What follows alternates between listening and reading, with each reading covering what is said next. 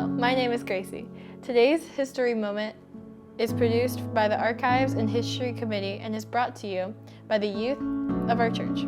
Our topic, Who's in the Window, was first described by our former church historian, Jack Johnson, and this is dedicated to his memory.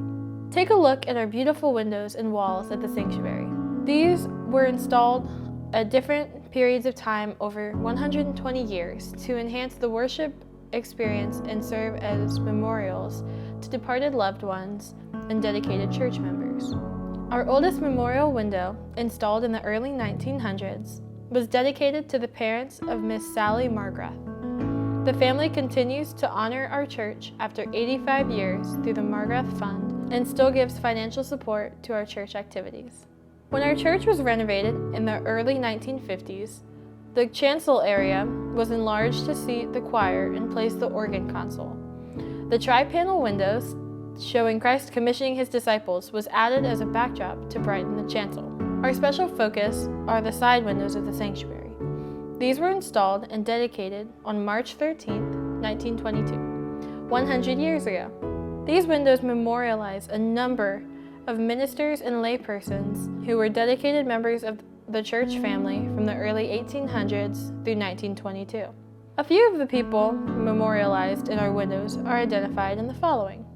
This window was dedicated to the Reverend John Cobbler, who did so much to grow the church in the early 1800s, and whose name is remembered in our activity hall. His home on Hanover Street was donated to the church to be used as a parsonage. It is still in use today. William Scott came to Fredericksburg as a stagecoach operator and became a prominent businessman in the late 1800s, operating a large grocery and wholesale business. He and his wife became active members in the Methodist Episcopal Church.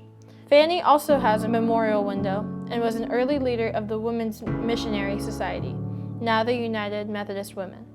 The Reverend Robert Hoff was a prominent minister in the late 1800s and is memorialized in a window on the right side of the sanctuary.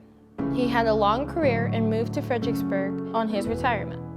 His daughters and son-in-law were very active members of this congregation, including the women's societies for several decades into the 1940s. When you look at the windows, remember that these persons were among the host of saints who preceded you in guiding and supporting this church through the years to the glory of God.